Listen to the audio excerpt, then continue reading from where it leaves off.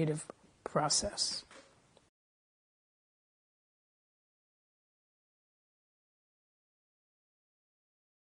Okay, so now it's time to record your song. You've done your due diligence, you've listened to your song, you've tweaked it, you've got the strongest chorus possible, you've got the strongest verse melody, you've got the best rhythm, it's catchy, it's memorable, you're singing it in the shower. Okay, you've tweaked your tweaks, it's time to record. Your first instinct would be to look for a recording studio online, and there are lots of good ones, but there are also lots of people out there who are out to get your money and who are not even slightly interested in doing anything to really help you.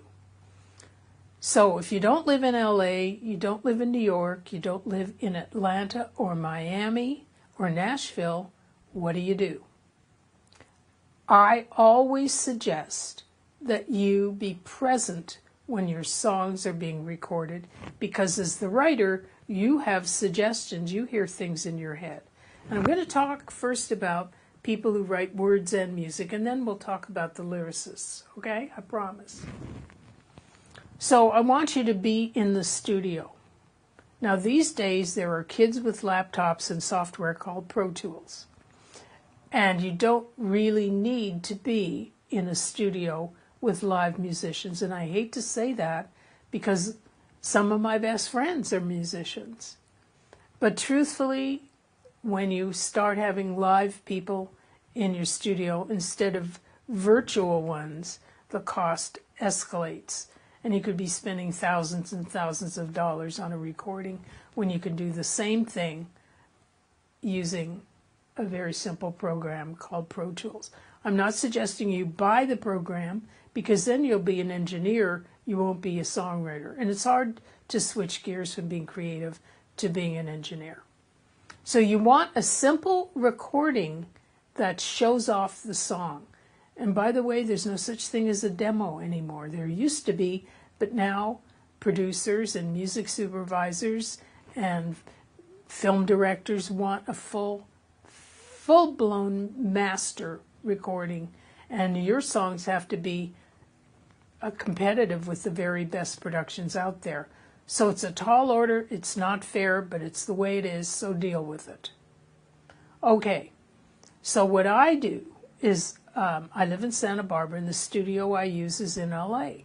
And when I write a song, I'm there when the track is cut, I'm there when the vocals cut, I'm there when I do actually hire a live guitarist every time, because you can't duplicate the guitar sound on any synthesized program. I'm there, and I'm responsible for what happens. I can't blame it on the producer. I know what I'm good at. My producer knows what I'm good at, and he very gently makes suggestions. Well, Molly, shouldn't we maybe try this instead? So I have a production team, and we've worked together for a number of years, and it's worked out really well. So that's the way I go about it. If you're in East Nowhere, then you have a dilemma. What I suggest you do is interact with the studio and try to talk to somebody before you send them anything, let alone money. Make sure there's a real guy there and not somebody who's cranking out the same tracks with the same tired old singers who sing flat and have recorded 50 songs that day. Don't ever pay anybody $100 to write a melody to your lyric. I know how frustrating it can be to have lots of great lyrics and no tunes.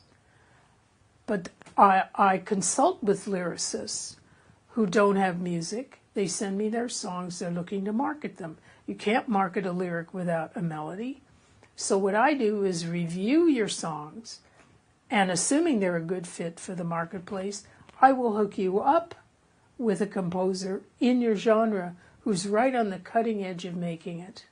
And if it's a great lyric and it sings to me and I can't get it out of my head, then maybe even I will be your co-writer.